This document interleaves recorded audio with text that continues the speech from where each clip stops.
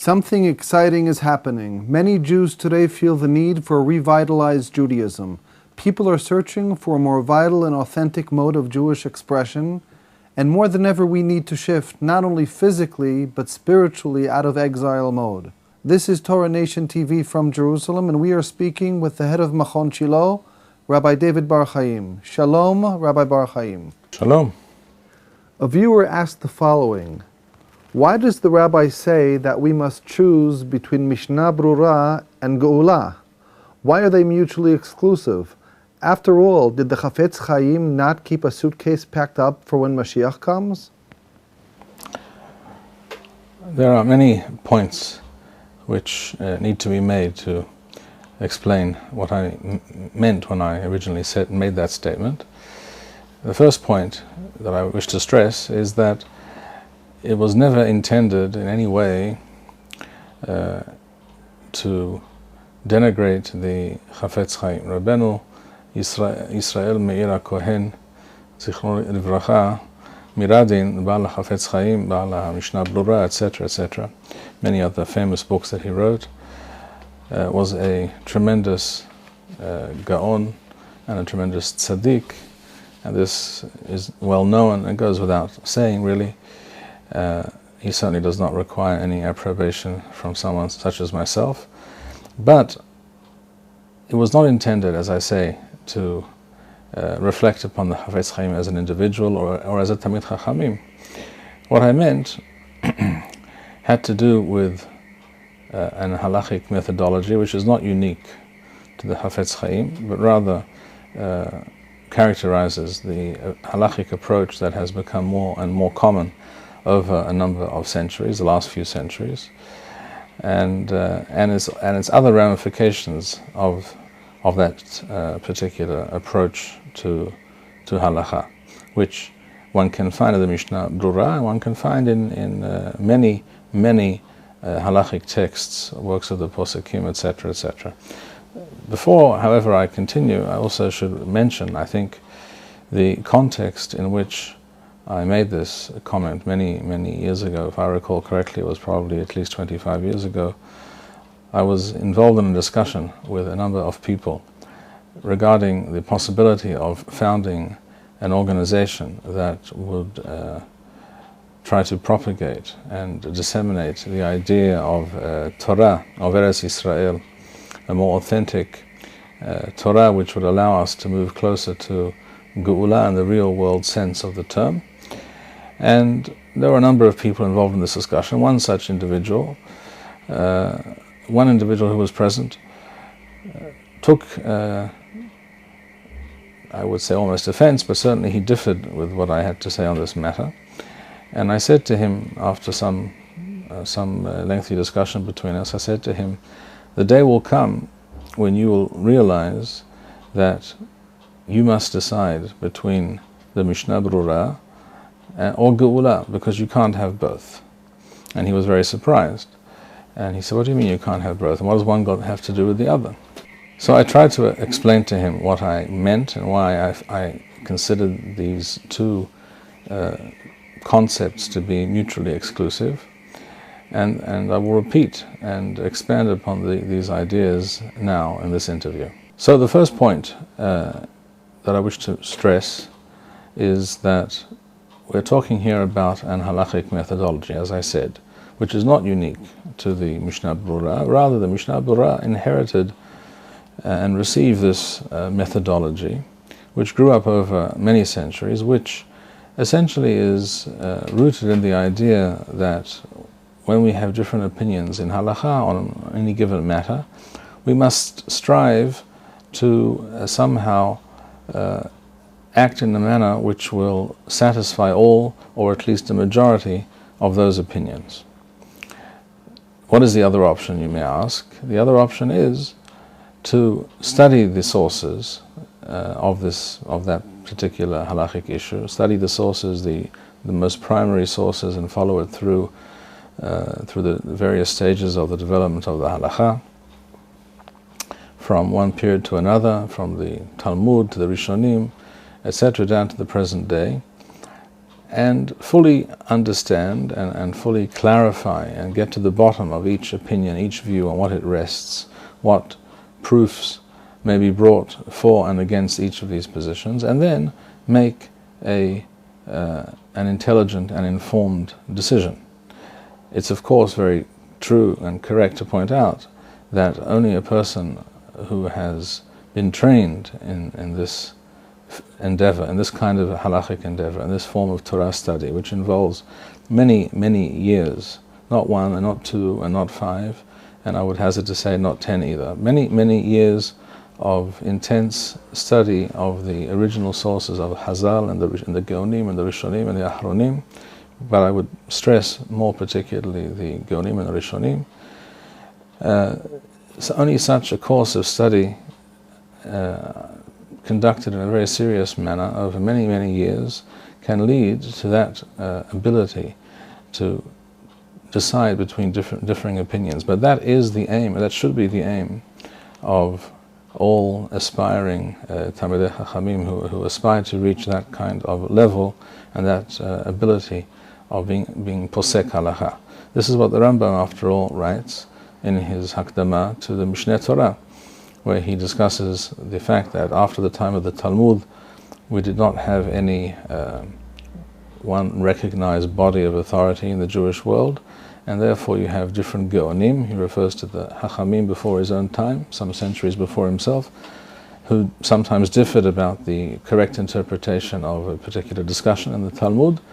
And he says that one is to follow not one opinion or the other opinion based on the name of the individual or the period in which he lived. That is to say, one doesn't take note of who was first chronologically, but one should follow the opinion that seems the more correct based on the kind of analysis and understanding that we described.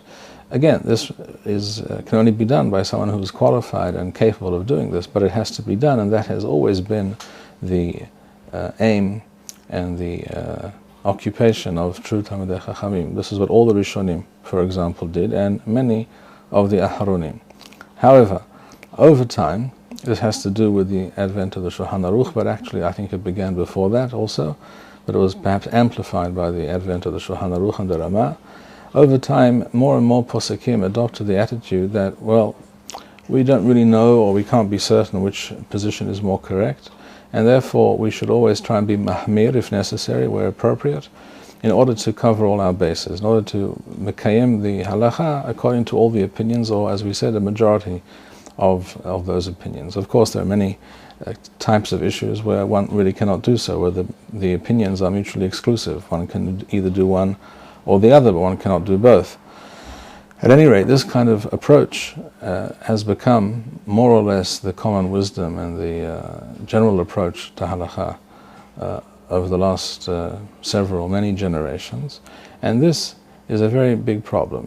Why is this a problem? This is a very major problem, a very real problem, although perhaps not widely recognized as such, for the following reason. The essence of a Talmid Chachamim is to be able to apply his knowledge to new situations which have not come up in the past, or alternately to deal with situations that have come up in the past, questions that have arisen in the past about which there are different opinions, and he's being asked now to offer his opinion. If you train a Talmid Chachamim, you teach a budding yeshiva student who's very talented perhaps and very intelligent and really has the capability of becoming a great Chacham. If you instruct this person and almost indoctrinate him, I would say, that you really cannot achieve a level, no matter what you do, of being able to express your own independent opinion on any halachic matter. What you can do at most is quote earlier sources and follow the usual standard line of halakha that more or less everyone is following, or at least in your community or your part of the Jewish world is following. Then you are, in fact, you are doing two things, which are both of which are very serious and very detrimental. First of all, we are squandering the tremendous talents and intelligence and energies of many, many young Talmidei Chachamim who could achieve great heights in Torah study and become very great Torah leaders for the Jewish people. All this is being squandered and essentially thrown away, or at least it is being quashed in order that they follow a certain party line, so to speak. And this is, as it were, a rebellion against Hashem's intention. Hashem created these people and gave them these talents and these abilities, and they could shed new light and give us profound insights with regards to the Torah, and this is not being achieved. This is not happening. The Jewish people are not gaining this benefit they should be gaining from these people. And this is not Ratzon Hashem. It cannot be Ratzon Hashem because this is not how Hashem created these people. Hashem made such people for this purpose. And that has always been the case. Again, historically, until relatively recently, until the last few centuries at the most, that was always the case. All Talmidei Chachamim were willing to express their view and were not afraid, but did not shun the possibility of being asked a question, but they would have to think about it, look it up, research, and give their considered opinion. And they did not feel themselves bound to follow another opinion that was already expressed by someone else, necessarily. The other problem with this is that this leads to a situation in which the rabbis of the generation, by and large, who are a product of this kind of system, are essentially unwilling, and eventually this unwillingness and the lack of practice, the lack of training in this field, in this regard, leads to not only an unwillingness but also to an inability to really get to the bottom of many Torah issues, or very many halachic issues actually, and express an independent and serious opinion on almost anything. And I should add that it's not only on purely halachic matters, because all of Torah really is all bound up together. It's as if it's like a sphere which combines many areas and types of thought and endeavor and knowledge.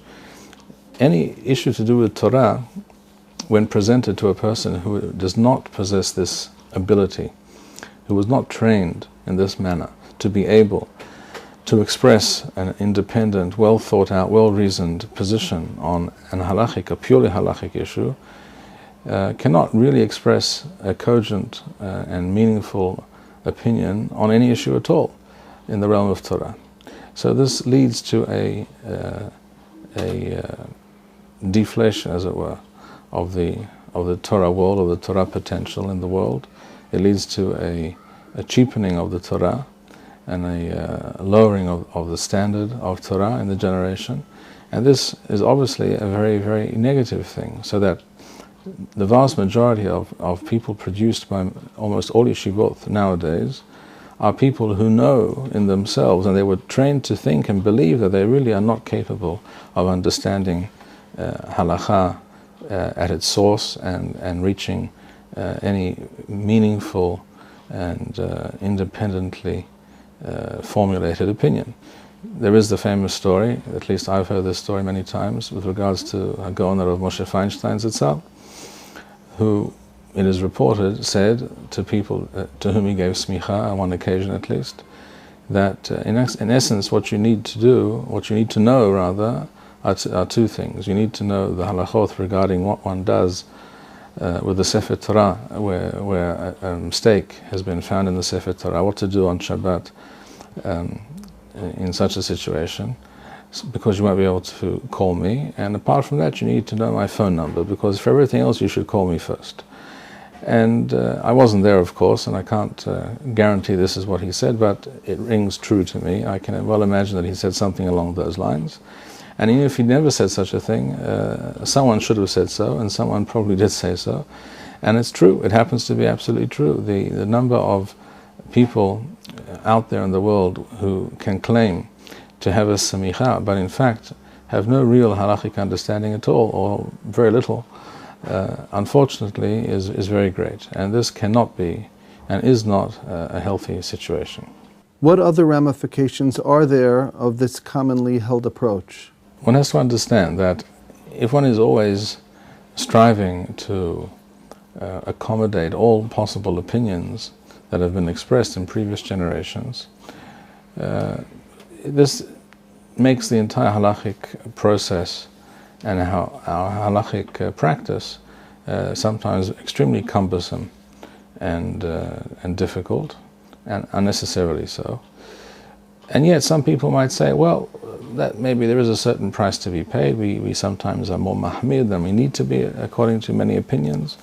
Maybe those opinions even seem to be much more correct, but why not go the extra mile? Let's take into account all the opinions and let's act in a manner which is in accordance with every opinion and every hashash, every possible approach. One has to understand that this may be possible with certain kinds of issues, and yet there is a price to be paid for this, as I've described.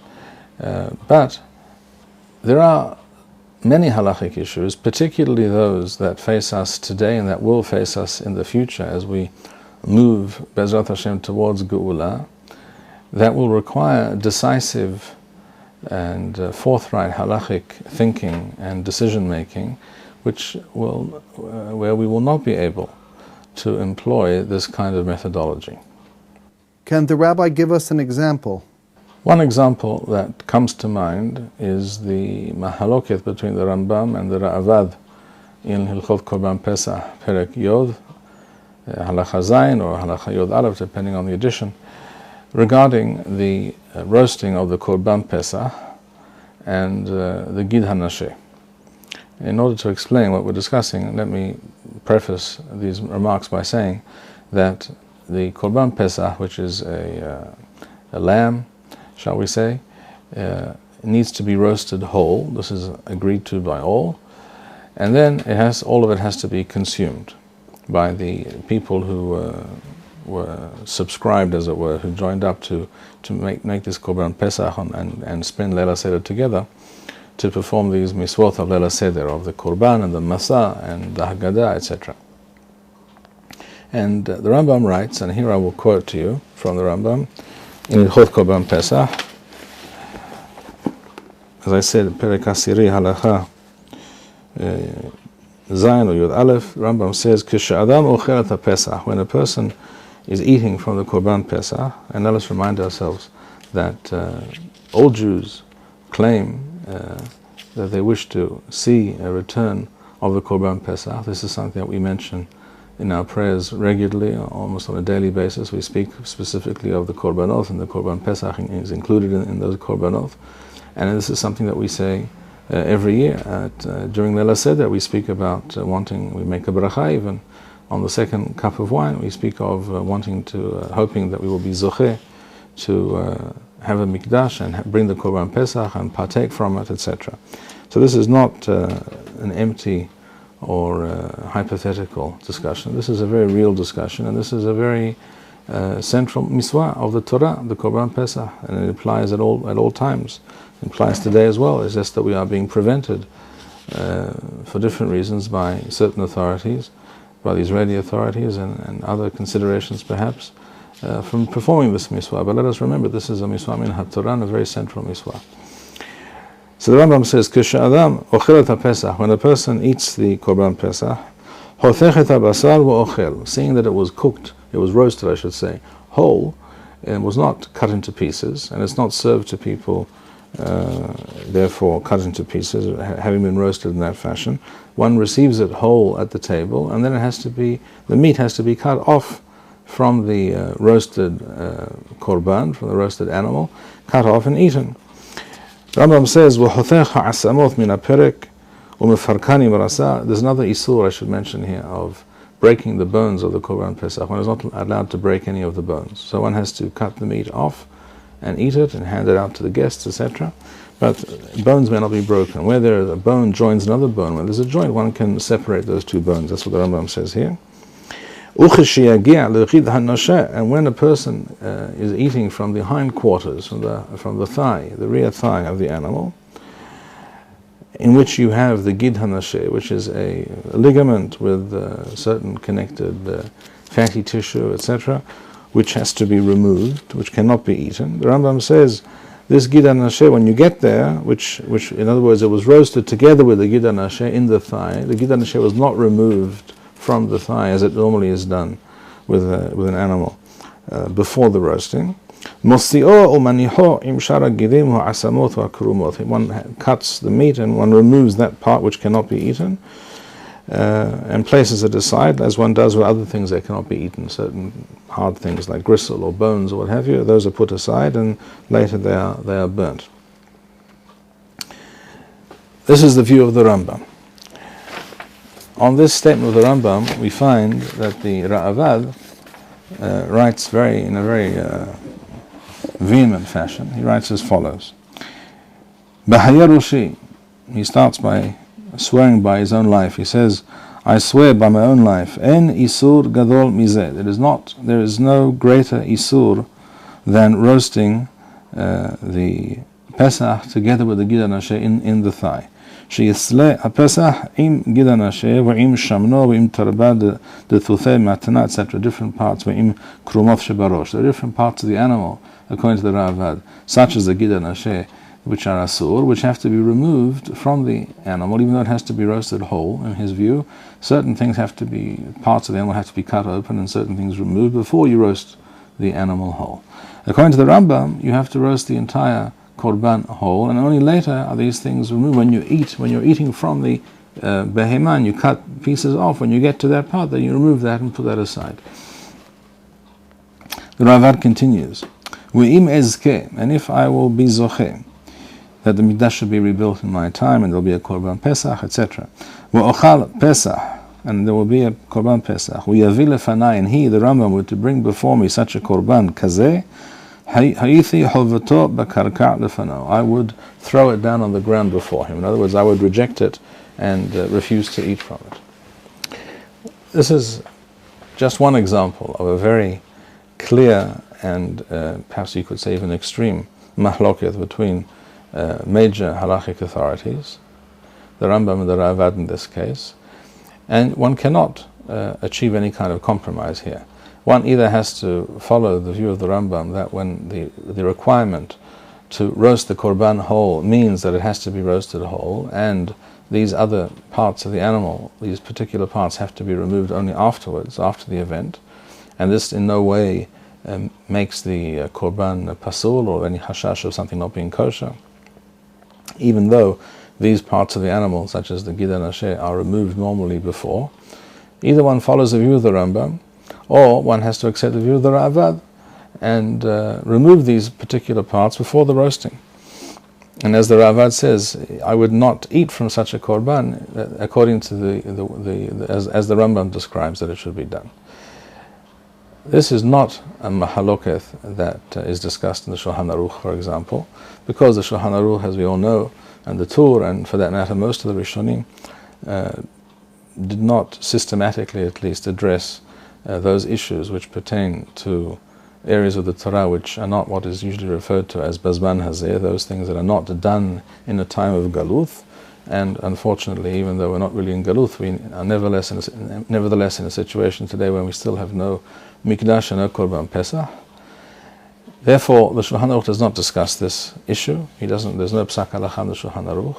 And this, of course, immediately raises the question, what does your average rabbi do in such a situation? If he were asked, normally he would say, well, given another 100 different examples of mahloket, the difference of opinion between the Rambam and the Ravad, many would say, well, there is a difference of opinion, it's true, the Rambam says A and the Ravad says B, and there may be other Rishonim who weigh in on the subject, but the Shulchan Aruch was posek X, and that is what we do, and that's the end of the discussion. The logic behind that position also is dubious, but I won't even go into that right now. I will just mention that for such a person, this issue represents an insoluble conundrum. What is he going to do? and this is not a hypothetical issue that I raise here. I remember seeing once in a certain book, I'm not entirely sure that I remember correctly, but I think it was in a book called Ezrat Kohanim, which is a long, in-depth perush on Masechet Midot in the Mishnah, but it may not be there. At any rate, I definitely saw in a certain book once someone say that those who suggest that we could rebuild the Mikdash in our own days before the Mashiach, before whatever he imagined that would happen, the Mikdash would fall from heaven, and before there's Eliyahu Navi or something like that. I can't remember the exact words, but this was the gist of what this Sefer said. Those who suggest that we could have a Korban Pesach before all these things take place in some miraculous fashion, and where there would be some new halachic authority that we could consult, then how do they propose that we do a Korban Pesach when we have such a mahloket as this between the Rambam and the Ravad? Who's going to decide such an issue? It's a very good question. Who in fact is going to decide? And the answer is Talmidei Chachamim are going to decide. And how do they decide? By studying this issue, as any other issue in the Torah needs to be discussed and understood and delved into thoroughly, from the most primary sources down to the most recent sources, and understood fully, and reach a conclusion. And here we cannot opt for the sometimes default position of, well, Sheva al ta'aseh adif. You can't decide, we're not going to do it. We're not going to have a Korban Pesach because you don't know which way to do it. You have to do a Korban Pesach as soon as you are capable or able, as soon as it is feasible to do so in practical terms. You cannot turn to Beit Din Shel Ma'ala, to the heavenly court, and say, well, we would like to do it, we don't know what the halakha should be, so we won't do anything. That's not acceptable. You have to make a decision. For those used to the idea that all decisions have been made for us by the Shulchan Aruch or other poskim, and we just need to look up what their view was and follow that opinion, then they really have a serious problem before them. But according to the true derech of the Torah, the derech followed by all the kadmonim, all the rishonim, there is no difference between this question and 1,000 other questions, which are also very serious issues to do with Hilchot Shabbat, Hilchot Nida, etc., which we deal with all the time. So this is one good example, a telling example of how this approach, this halachic approach, breaks down and is not able to provide us with the answer. Apart from that type of case, are there other shortcomings associated with this commonly held approach?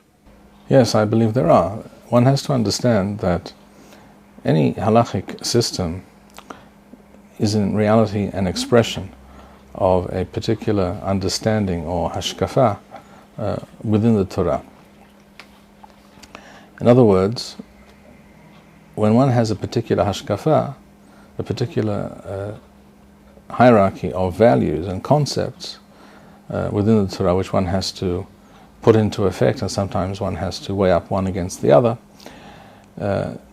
this kind of weighing up and giving precedence to one consideration or one aspect or one miswa sometimes over another is to a large extent an issue, a function of hashkafa, of a point of view or a philosophy. And every halakha and every philosophy produces its own system of halakha.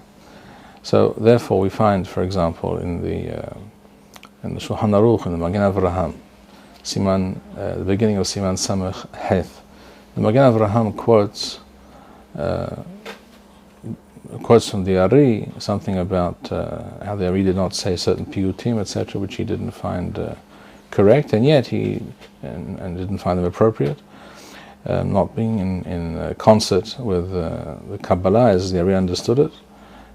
He didn't see these piyutim as following that wisdom. However, the Magen Avraham goes on to say, but in general, a person should follow the customs of his forefathers. Then he goes on to quote from the Talmud Yerushalmi to this effect, that one has to follow the Nusach Tfilah and then Minhagei Tfilah of one's forefathers. One problem with that statement of the Magen Avraham is that the Yerushalmi never makes such a statement. There is a statement at the end of the third perek of Masechet Eruvin which speaks about something else, but was misquoted, and the Girsah became confused. I won't go into this now in detail, but it is a fact that there is no such Yerushalmi, as I have mentioned and as I've written about in the past. But apart from that, we see that this is not the only approach. In terms of hashkafa, in terms of a philosophy of halakha, this is not the only approach. The Maharashdam in the 1600s was asked a question by a group of Ashkenazi Jews who came at that time to Turkey, and they asked, are we required to set up our own shul, our own Beth Knesset, where we will follow the minhagim of the Ashkenazim and nusach tefillah of the Ashkenazim, or can we fit in with everybody else here who are all Sfaradim and go to a Sfaradi shul and adopt Sfaradi nusach tefillah? And his answer was that you may most certainly fit in with everybody else and change your nusach tefillah and change your minhaged tefillah, etc. So we see from a purely halachic perspective, there are different approaches. Now, why would the Magen Avraham prefer and give precedence and preference to that approach? And many poskim who have quoted this Magen Avraham over time, and again quoting the Yerushalmi as it were without there being such a Yerushalmi at all, why do they prefer this approach? The answer is because when you are in Galuth, every community has to, as it were, fend for itself. It's every man for himself, and it's every community for himself. And it is very important that a community be closely knit, and every individual supports the community, and the community supports every individual, and everyone should be following one particular mode and practice. This lends strength to the community, and this claim and this view of things is very correct.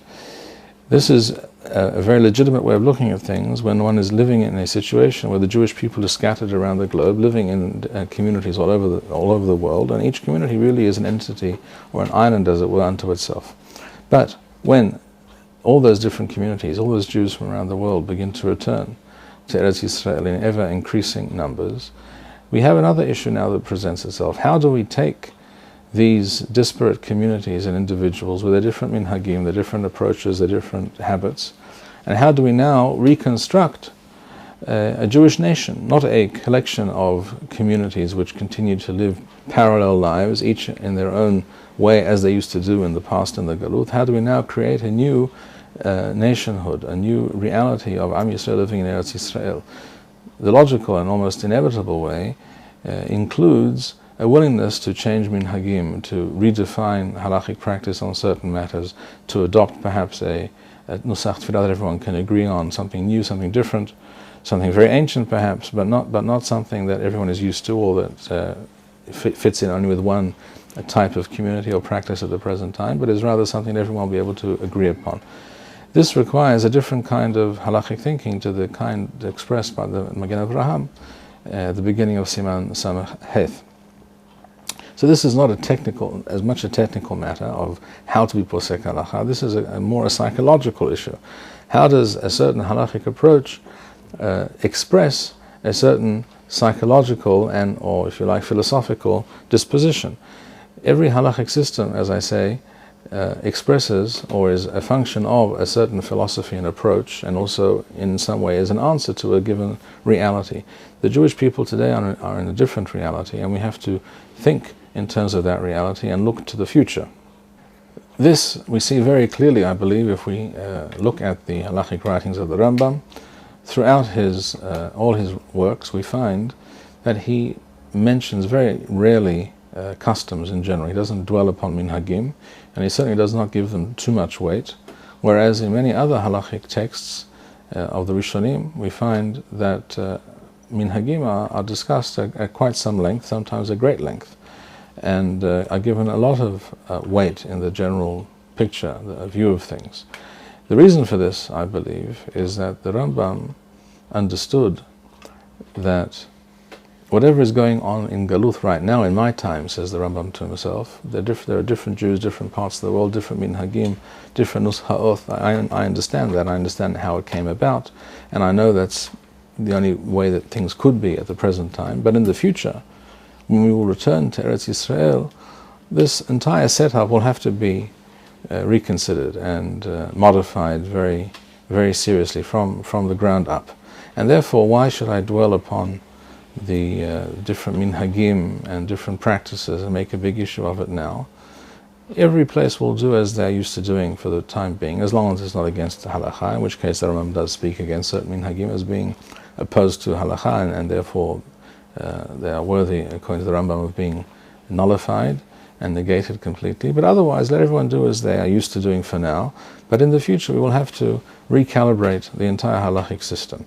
That, I believe, was the Rambam's position. That's why he spent very little time discussing the matter of minhagim and how obligated one is to a certain minhag, etc. That's why the Rambam brings very plainly the statement in the Gemara, Masechet Pesachim, the beginning of the 4th chapter, regarding the fact that when a person moves from one part of the world to another, from one community to another, he very naturally and very simply may switch his customs and his halachic behavior on many issues according to the new place in which he finds himself. Should we all follow the example of the Chafetz Chaim and have a suitcase packed and ready to go?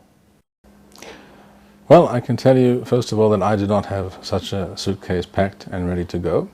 But not because I did not look forward to the full expression of the concept of Yemot HaMashiach as we find in the Nevi'im, as we find the Rambam describing, for example, but rather because I understand, and I'm certain, based on those sources, that Yemot HaMashiach is not something that will come about and take us suddenly and take us by surprise, and therefore we will have time to pack our suitcases, so to speak.